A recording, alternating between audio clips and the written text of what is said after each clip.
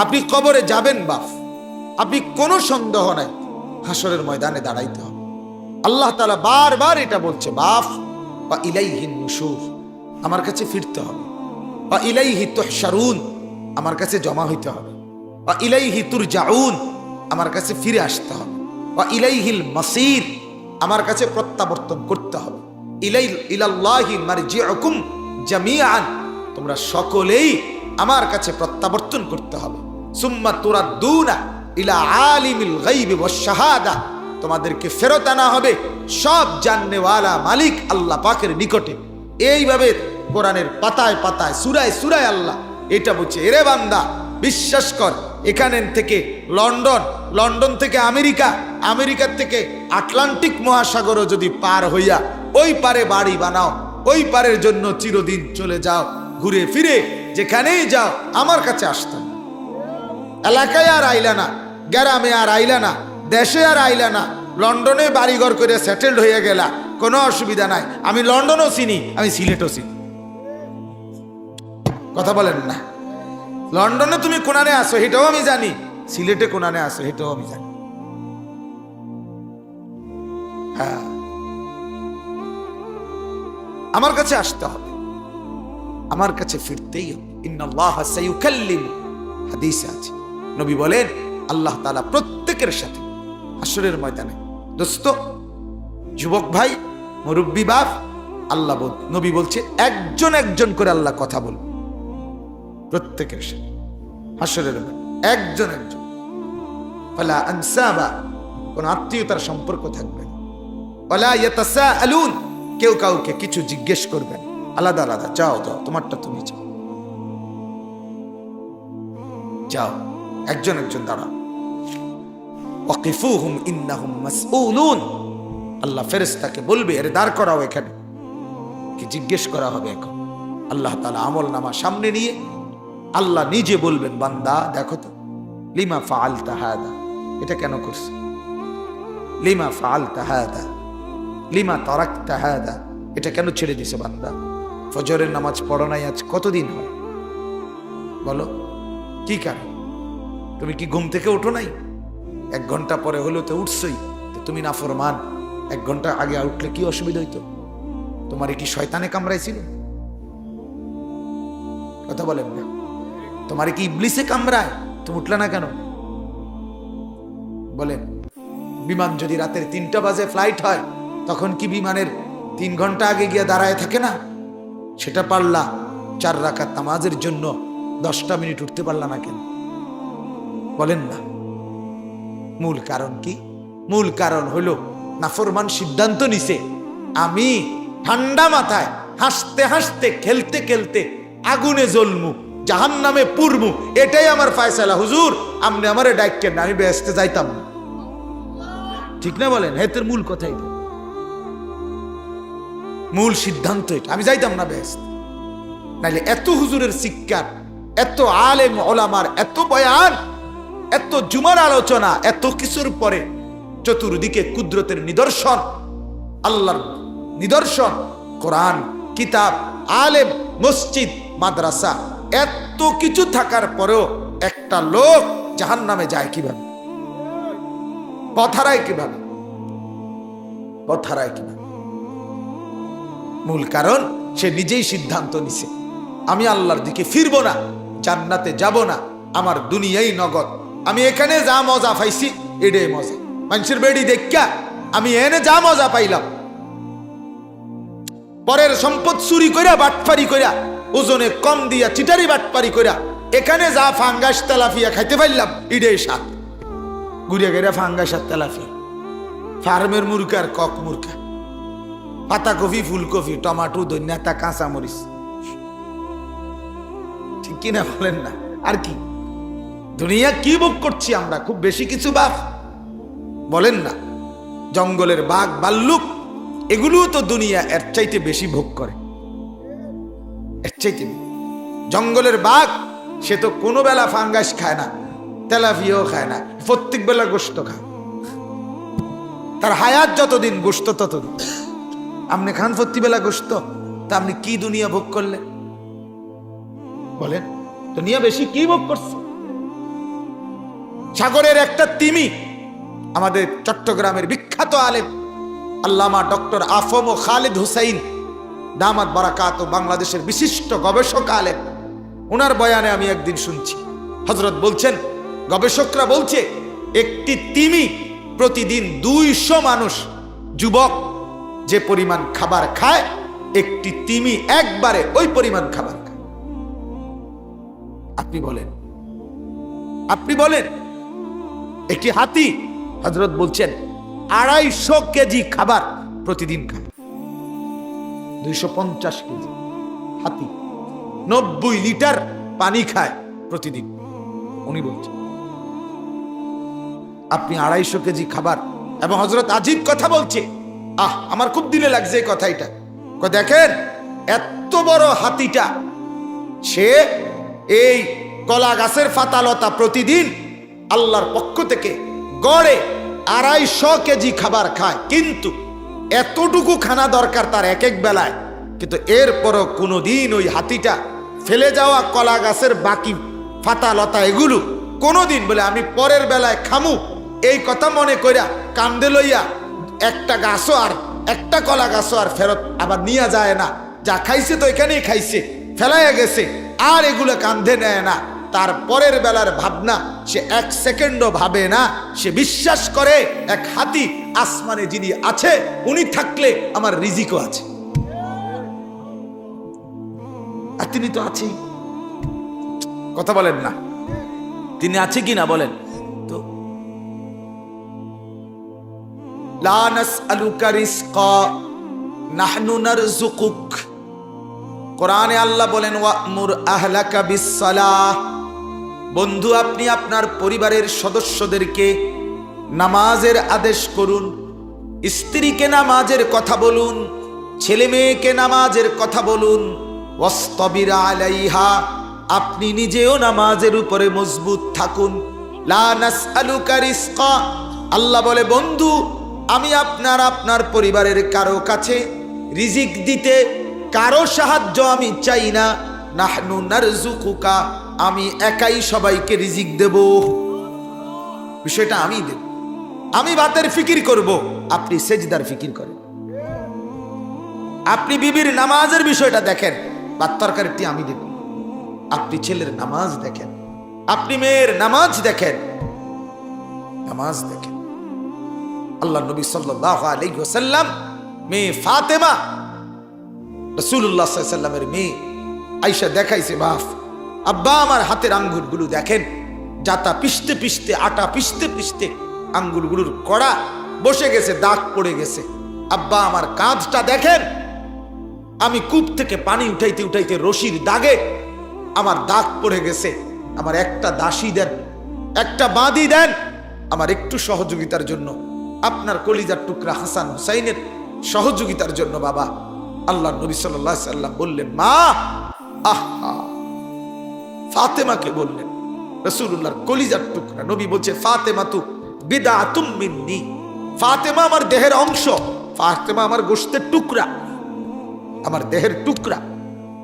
সেই ফাতেমাকে আল্লাহর নবী বলেন, ফাতেমা এখানে চাও না ওইখানে চাও, সুখ এখানে চাও না ওইখানে চাও, তোমাকে আমি এর চাইতে বড় সুখের সন্ধান, এর চাইতে বড় কিছু দেব ফাতেমা। ফাতেমা বললেন, আব্বা যদি এর চাইতে উত্তম কিছু থাকে সেটাই দেন। আল্লাহর নবী বললেন, প্রতিদিন ঘুমের সময় 33 বার সুবহানাল্লাহ পড়বা, 33 বার আলহামদুলিল্লাহ পড়বা, 34 বার আল্লাহু আকবার পড়বা। তো এই 3 তাসবিহ 100 বার পড়বা ঘুমের টাইমে। ফাতেমা, এটা দাসী এবং বাঁদির চাইতে উত্তম। মেয়ে আসছে দুনিয়া চাইতে, বাপ দিছে আখিরাত। বলেন না, মেয়ে আসছিল কি চাইতে? দুনিয়া চাইতে আসছে, বাবা ফিরাই দিছে কি? এরপরে আরো মজার কথা শুনে, রিয়াজুস সালিহিন কিতাবের না আল আযকার কিতাব ইমাম নববীর আমি নিজে পড়ছি, হযরতকে দেখাইছি আমি আমার শায়েখ আল্লামা মুফতি মুশতাকুন নবী সাহেবকে। ওখানে আছে হযরত আলী রাদিয়াল্লাহু তাআলা আনহু, ফাতেমা রাদিয়াল্লাহু তাআলা আনহা যখন ফিরে আসছে ঘরে, আলী জিজ্ঞেস করছে, তো ফাতেমা বলছে, আব্বা জান আমাকে দাসী বান্দি না দিয়া এই 3টা তাসবিহ দিছে, বলছে এটা আমার জন্য দাসী বাঁদির চাইতে উত্তম, এটা আমার আখিরাতের উত্তম পাথেয়।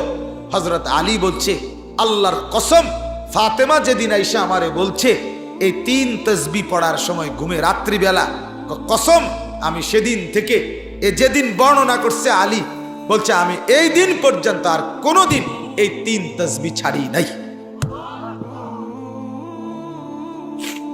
হ্যাঁ, এরপরে আরো মজার কথা আছে, ওলামায়ে কেরাম বুঝবেন। সেটা হইল ওইখানে হযরত আলীকে জিজ্ঞেস করছে যে হে আলী আমিরুল মুমিনিন, সিফফিনের যুদ্ধ হয়েছিল ইসলামের ইতিহাসে। হযরত আলী এবং মুয়াবিয়া রাদিয়াল্লাহু তাআলা আনহুর মধ্যে একটা ঐতিহাসিক যুদ্ধ হয়েছিল, রক্তক্ষয়ী যুদ্ধ। 6 দিন লাগাতার, কিতাবে আছে 6 দিন রাতেও যুদ্ধ হয়েছে, দিনেও যুদ্ধ হয়েছে, টানা টানা যুদ্ধ হয়েছে। 70,000-এর মতো মুসলমান দুই পক্ষে শাহাদাত বরণ করছে। 7,000 না, 7,000 না, 70,000। এই যুদ্ধে 6 দিন রাতে দিনের এই তীব্র যুদ্ধে ওনারে জিজ্ঞাসা করছে, ওখানে স্পষ্ট আল আজকার কিতাবের এবারতে আছে ওয়ালা সিফফিন। আলীকে জিজ্ঞেস করছে, আলী ওই সিফফিনের যুদ্ধের 6 রাত যে সময় তীব্র যুদ্ধ চলছে, আপনি যুদ্ধের ময়দানের সেনাপতি, যুদ্ধ করতেছিলেন, ওই সময়ও কি পড়ছিলেন? হযরত আলী বলছে আল্লাহর কসম ওই 6 রাতও আমার এই তাসবিহ ছোটে না। কি বলছে? আমি কোথায়, আপনি কোথায়? কি ভাই, এজন্য আমরাও ফিকির করি, উলামায়ে উম্মত আমরাও ফিকির করি। আমরাও উম্মত আমাদের কথা নেয় না কেন? আমরা উম্মতের কাছে সেই পরিমাণ জিন্দেগি পেশ করতে পারি না, নিজেদের আখলাক দেখাইতে পারি না, আমরাও আমাদের মনিবের সাথে সম্পর্ক সুন্দর করতে পারি না। তাফসীর ইবনে কাসিরের মধ্যে আমি নিজে পড়ছি, তাফসীর ইবনে কাসিরের মধ্যে এক বুজুর্গ, জঙ্গলের পাশে এক মহিলা, এক আল্লাহর নেক বান্দি মহিলাকে দেখছে, সে নামাজ পড়তেছে আর চতুর্দিকের বাঘ তাকে দাঁড়িয়ে পাহারা দিচ্ছে।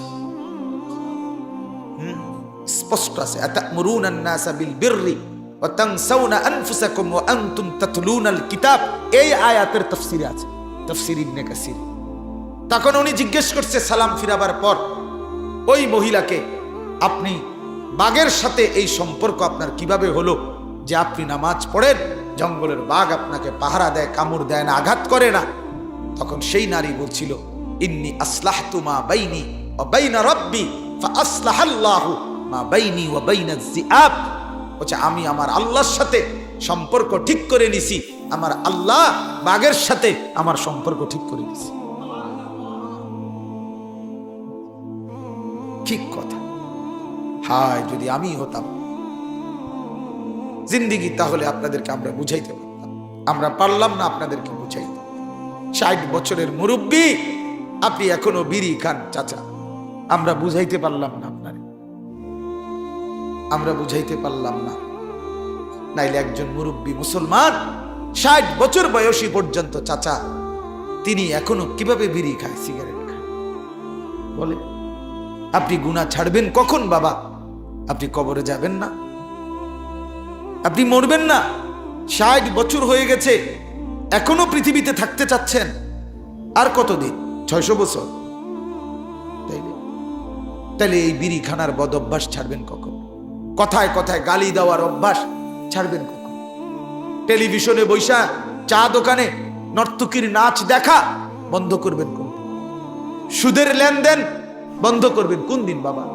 ঘরের মধ্যে স্ত্রী, ছেলে মেয়ে, নাতি নাতনি টেলিভিশন দেখে নাচ গান দিন রাত, আপনি এই গুনাহ তাদেরকে বাঁচাবেন কোন দিন? আপনার তো বয়স শেষ, আপনার তো হায়াত শেষ। এরপরও আপনি আমি গুনাহ না ছাড়লে কোন দিন ছাড়বেন? যুবক তোমরা বলো ভাই, নওজোয়ান দাঁড়িয়ে আছেন, বসে আছেন, যে যেভাবে আছেন আমার কোনো আপত্তি নাই, শুধু ভাবো ভাইয়া ছেলেরা, তোমরা নওজোয়ান, তোমাদের কাছেও বলি বাপ, ওই চাচা বুড়ো হইছে, এই চাচা বুড়ো হইছে, এই কারণে ভাইবো না তুমি বুড়া হবে না রে বন্ধু, না বাপ, সবাই বুড়া হয় না। সবাই দাদা হয় না। আল্লাহ তাআলা প্রত্যেককে বৃদ্ধ পর্যন্ত হায়াত দেয় না? দেয়? কথা বলেন না, দেয়। জোয়ান মানুষ মরে না? 12 বছরের বাচ্চা মরে না? 18-20 বছরের যুবক মরে না? তাইলে কোরআনে আছে, আল্লাহ বলছে অমিনকুম মান ইউতাওয়াফা মিন ক্বাবলু, আমি আল্লাহ তাআলা অনেককেই বৃদ্ধ অবস্থায় পৌঁছাবার আগেই মৃত্যু দিয়ে দিই। কোরআনের আয়াত। অতএব বন্ধু, নিজের উপরে দয়া করো। তু আগার মেরা নিহি বনতা না বন, আপনা তো বন। সৈয়দ আবুল হাসান আলী আন-নদভী রাহমাতুল্লাহর কথা এটা। তিনি বলতেন যে, ও যুবক, তুমি আমার যদি কোনো উপকার নাই কইরো না। সমাজের কোনো উপকার, এলাকার কোনো উপকার যদি না পারো কইরো না, ঠিক আছে, কমপক্ষে নিজের জন্য তো করো। নিজের ক্ষতিটা করো না, নিজেরে নষ্ট করে দিও না। এই উলঙ্গ ছবি দেখলে তুমিই তো নষ্ট হয়ে যাবা। অশ্লীল নারী দেখলে তুমিই তো বরবাদ হয়ে যাবে। তোমার যৌবনের শক্তিও শেষ, তোমার আখেরাতের পুঁজিও শেষ। তোমার আর রইল কি? রইলটা কি? গান, নাচ, নর্তকী, জিনা, ব্যভিচার, মদ, জুয়া।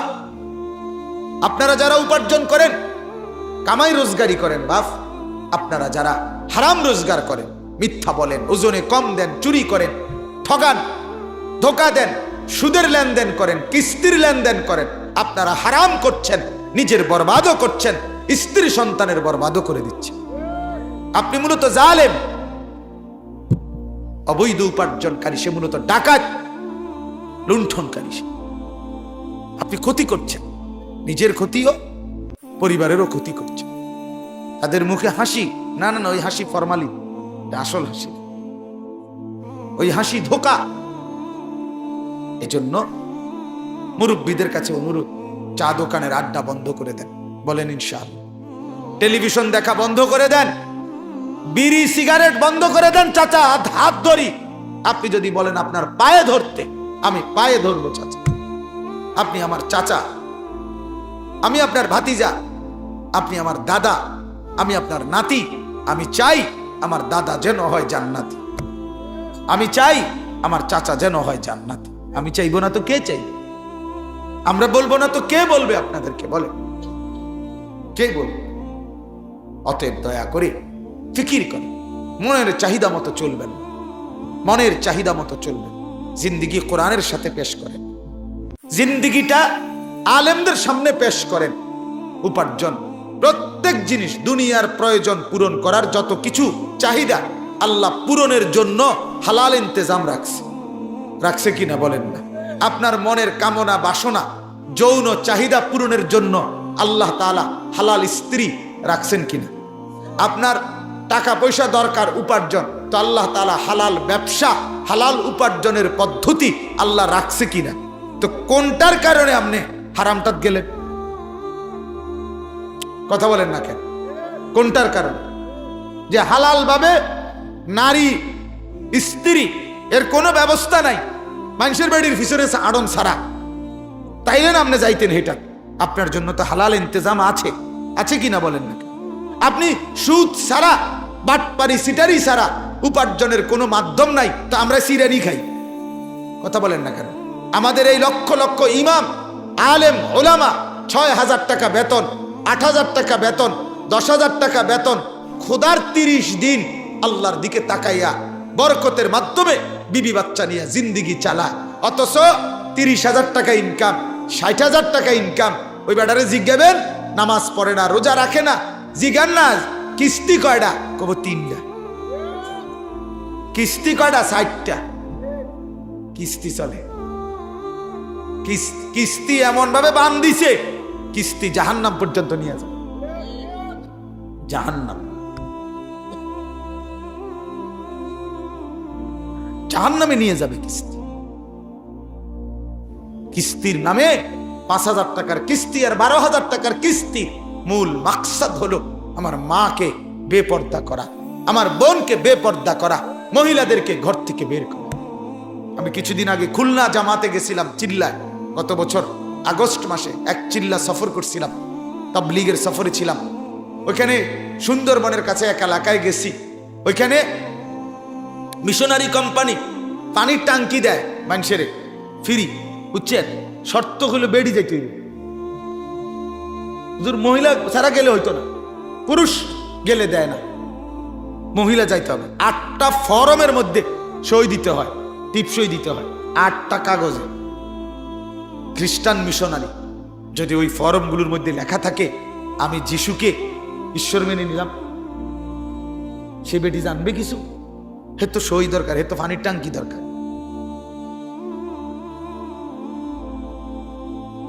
আমরা 3 দিন ছিলাম সেখানে জামাত।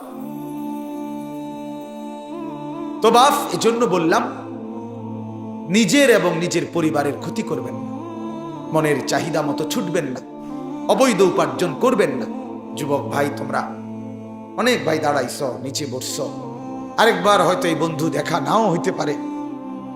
আমি বলে গেলাম ভাই, অশ্লীলতার মধ্যে মজা নাই, সুখ নাই, গুনার মধ্যে তৃপ্তি নাই বন্ধু, মনের খয়াল খুশি মতো চলার মধ্যে তৃপ্তি নাই। পৃথিবীর সমস্ত নারী উলঙ্গ করেও যদি তোমারে দেখায়, এরপরও তোমার আরো দেখতে মন চাই, তৃপ্তি হবে না ভাইয়া। কিন্তু হালাল স্ত্রী একজন দিয়েই স্বামীর তৃপ্তি হয়ে যায়।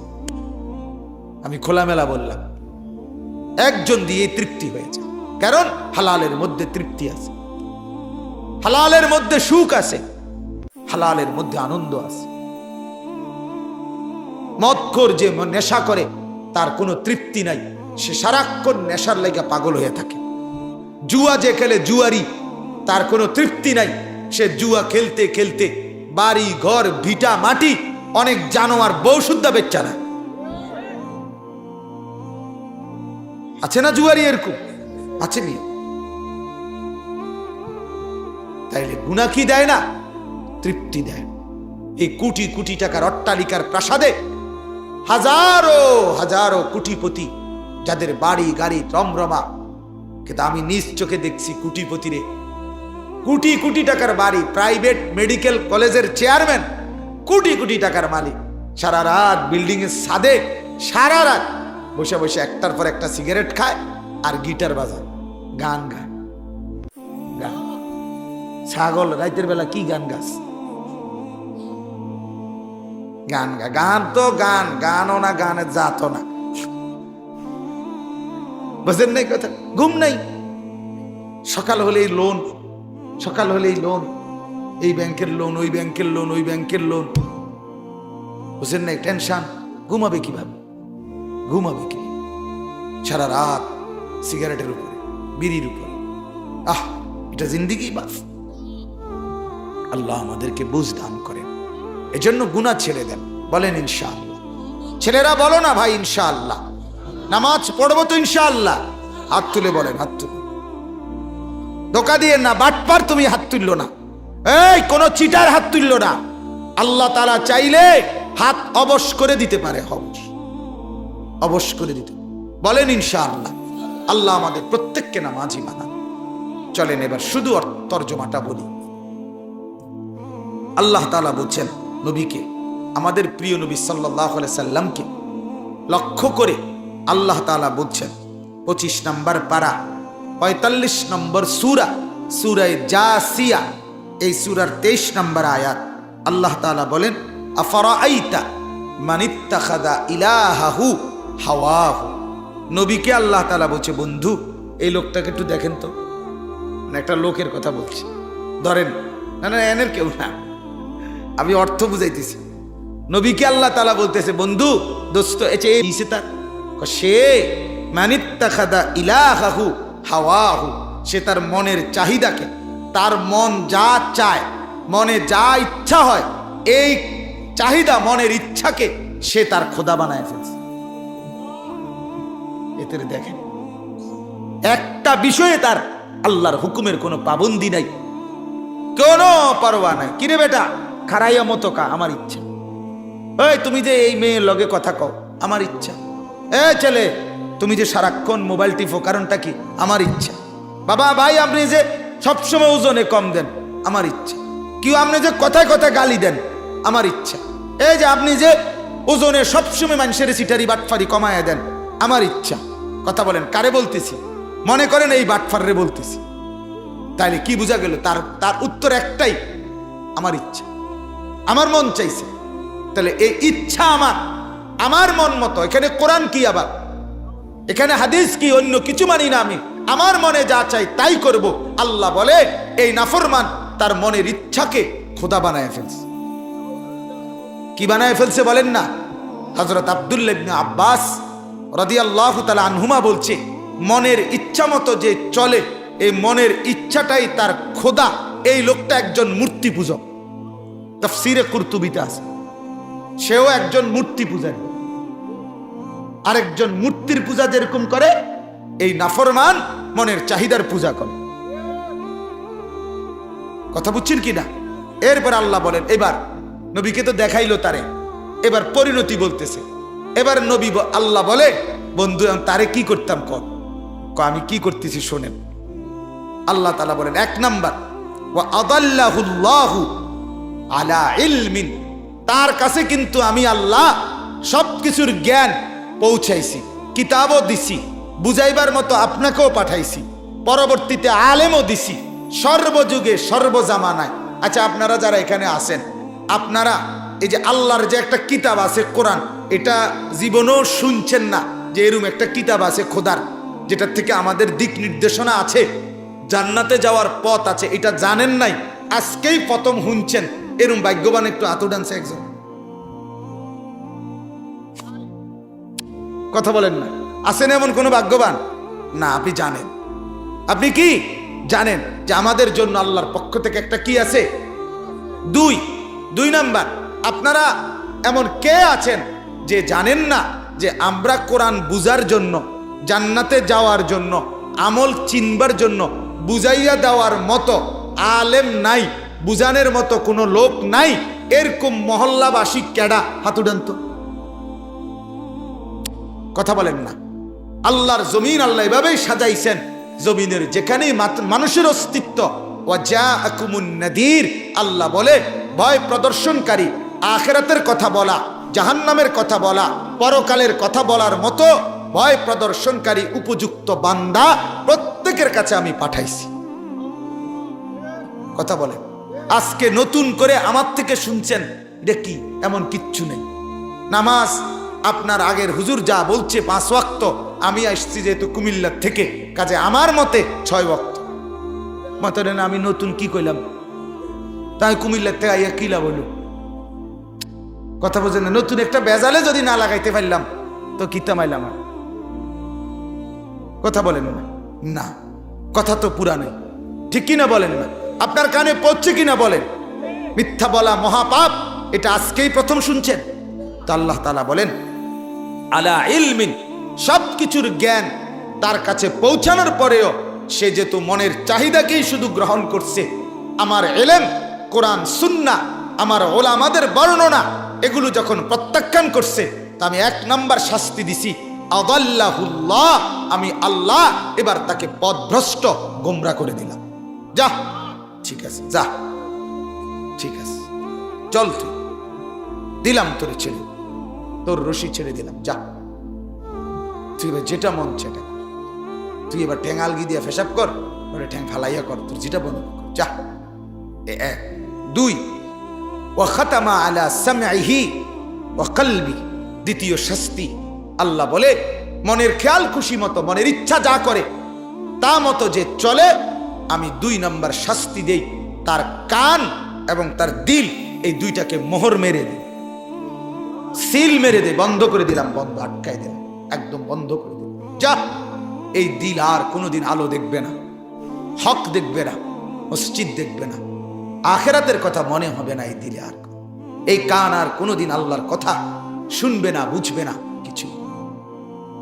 3 নাম্বার শাস্তি, ওয়াজআলা আলা বাসারিহি গিশাওয়া, 1 নাম্বার পথভ্রষ্ট করে দিলাম, 2 কান এবং অন্তরে মোহর মেরে দিলাম, 3 চোখের উপরে পর্দা ফেলে দিলাম। কে কাকে? যে সিদ্ধান্ত আমার ইচ্ছা যা হয় আমি তাই করি, আমার ইচ্ছা। আপনি আপনার ঘরে টেলিভিশন নিছেন কার ইচ্ছায়? আপনার ইচ্ছা নাকি কোরআনের সিদ্ধান্তে? আপনি বিড়ি সিগারেট খাচ্ছেন বছরের পর বছর, কার ইচ্ছা? আপনার ইচ্ছা নাকি কোরআন হাদিসের ইচ্ছা নাকি আলেমদের সিদ্ধান্তে? কথা বলেন না। আপনার স্ত্রী বেপর্দা, আপনি মেনে নিচ্ছেন, এটা আপনার ইচ্ছা, এটা আমরা বলি না। আপনি অবৈধ রোজগার করেন, আপনার ইচ্ছা। মনে রাখেন, গুনাহ যদি লম্বা হয়, প্রতিদিন একরকম, 30 বছর একই রকম সিটারির ব্যবসা, 20 বছর প্রতিদিন আপনার ঘরে রঙিন টেলিভিশন চলে, 30 বছর আপনি একই রকম বিড়ি সিগারেট খান, 30 বছর আপনি একই রকম গালিগালাজ করেন, বুঝা গেল গুনার উপরে যদি কেউ দীর্ঘদিন একই রকম থাকে, আহা ভয় হয়, না জানি আল্লাহ তার দিল বন্ধ করে দিল। নাহলে ইমানদারের দিল তো গুনার কারণে ছটফট করার কথা। কথা বলেন না। কথা তো ছিল কি করার কথা? ছটফট করার কথা ছিল। ছটফট করে না কেন? গুনাহ এত বারবার করার পরে প্রতিদিন নামাজ ছুটে যায়। মসজিদের সামনে দোকানদার, তার দোকানের সামনে, তার দোকান থেকে চা খাইয়া মানুষে নামাজে যায়, তা মানুষে নামাজ ফেরাইসা তার দোকানে চা খায়, কিন্তু ডাকাইতে আজকে 10 বছর দোয়ানদারি করে, একটা সেজদা মসজিদে দেয় না। কি প্রমাণ করে? তোর দিল বন্ধ করে দিছে খোদা। কথা বলেন না। নাইলে তোর কলজার ভিতরে একটা বার নামাজ পড়তে মন চায় না, তুই মানুষ? নাউজুবিল্লাহ। আল্লাহ মাফ করে দেন, আল্লাহ মাফ করে। শেষ কথা আল্লাহ বলেন, ফামান ইয়াহদিহি মিন বাদিল্লাহ। আল্লাহ বলে, বন্ধু আপনি বলেন তো, আমি যদি কারো দিল বন্ধ করে দেই, আমি যদি কারো কান বন্ধ করে দেই, আমি যদি কারো চোখে পর্দা ফেলে দেই, আমি যদি কাউকে পথ হারায় দেই, পথ ভ্রষ্ট করে দেই, এবার আমি আল্লাহকে বাদ দিয়ে বলেন তো বন্ধু, তাকে হেদায়েত কে দিবে? আল্লাহ বলছে, ফামান ইয়াহদিহি মিন বাদিল্লাহ। আমি আল্লাহকে বাদ দিয়ে হেদায়েত কে দিবে? হেদায়েত দেয় কে? ওয়ালাকিন্নাল্লাহা ইয়াহদি মান ইয়াশা। আল্লাহ বলেন, হেদায়েত তো বান্দা আমি দেই। আমি যদি ফিরে যাই, আমি যদি তোমার থেকে উল্টে যাই, আমি যদি তোমার কান বন্ধ করে দেই, আমি যদি দিল আটকায়া দেই, আমি যদি চোখে পর্দা ফেলে দেই, তাইলে এবার হেদায়েত কে দিবে? আফালা তাদাক্কারুন। আল্লাহ বলে, বান্দা তবুও কি উপদেশ গ্রহণ করবে না? তবুও কি বুঝবা না? তবুও কি খেয়াল করবা না? তবুও কি গুনাহ ছাড়বা না? বলেন, ছেড়ে দেব ইনশাআল্লাহ। বলেন, মাওলা আপনি নারাজ হয়েন না, মাওলা আপনি নারাজ হয়েন, আপনি নারাজ হয়েন না মাওলা। এজন্য আমরা খুতবার মধ্যে সব আলেম যখন বয়ানের শুরুতে খুতবা পড়ে, সমস্ত আলেমরা দেখবেন পড়ে, মান ইয়াহদিহিল্লাহু ফালা মুদিল্লা লাহু ওয়া মান ইউদ্লিলহু ফালা হাদিয়া লাহু। আল্লাহ যাকে হেদায়েত দেয় তাকে কেউ গোমরা করতে পারে না, আল্লাহ যাকে গোমরা করে দেয় তারে কেউ হেদায়েত দিতে পারে না।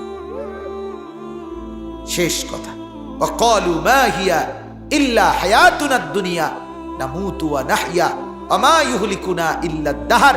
আল্লাহ বলে, যখন কারো দিল বন্ধ করে দেই, কান বন্ধ করে দেই, চোখে পর্দা ফেলে দেই, আখিরাত টোটাল ভুলে যায়, কবর টোটাল ভুলে যায়, তখন সে শুধু এটাই বলে, জীবন মানে এই দুনিয়াটাই, এখানেই মরবো, এখানেই বাঁচবো, কেউ মরবে কেউ বাঁচবে, এটাই কালের পরিক্রমা, এটাই সময়ের আবর্তন, আলাদা কিছু কবর, আলাদা কিছু মৃত্যু, আলাদা পরকাল, হাসরের মাঠ ইতার নাই। যা সুখ দুঃখ আনন্দ বেদনা প্রাপ্তি অপ্রাপ্তি দুনিয়ায়। কারণ কি? ওই যে আমি দিল বন্ধ করে দিছি, কান বন্ধ করে দিছি, চোখে পর্দা ফেলে দিছি। আল্লাহ তাআলা বলেন, ওমা লাহুম বিযালিকা মিন ইলম। মূলত তাদের আর কোনো জ্ঞান আখিরাতের কোরআন সুন্নাহর মূলত নাই। ইনহুম ইল্লা ইয়াযুন্নুন। তারা শুধুই কেবল নিজের খেয়াল খুশি মতো, ধারণা মতো যা মন চায় তাই বলে, যা মন চায় তাই করে। আল্লাহ আমাদেরকে মাফ করে দেন। এজন্য অনুরোধ আমার, আজকের থেকে সিদ্ধান্ত নেন, এখন থেকে ইনশাআল্লাহ এই এশার নামাজ থেকে আমরা 5 ওয়াক্ত নামাজ পড়বো ইনশাআল্লাহ। বলেন ইনশাআল্লাহ। এই যে এখানে দাঁড়িয়ে যত যুবক ভাই এখানে শুনছেন এতক্ষণ, নিচে আপনারা যদি মুসলমানের বাচ্চা হয়ে থাকেন, আমি বললাম তাইলে নামাজ পড়বেন এখন ইনশাআল্লাহ। বলেন ইনশাআল্লাহ, বলেন ইনশাআল্লাহ। আল্লাহ তাআলা প্রত্যেককে তৌফিক দান করেন। যুবক, তুমি গুনাহ ছেড়ে দাও, আল্লাহর কথা পড়ো, আল্লাহর কথা শুনো, ইবাদত করো, হালাল উপার্জনের জন্য কষ্ট করো, কোনো মানা নাই। রোজগারের চেষ্টা করো, উপার্জনের চেষ্টা করো, কোনো বাধা নাই। আল্লাহকে রাজি হবে, আখিরাতেও মিলবে, দুনিয়াও চলবে। আল্লাহ আমাদেরকে তৌফিক দেন, কবুল করেন।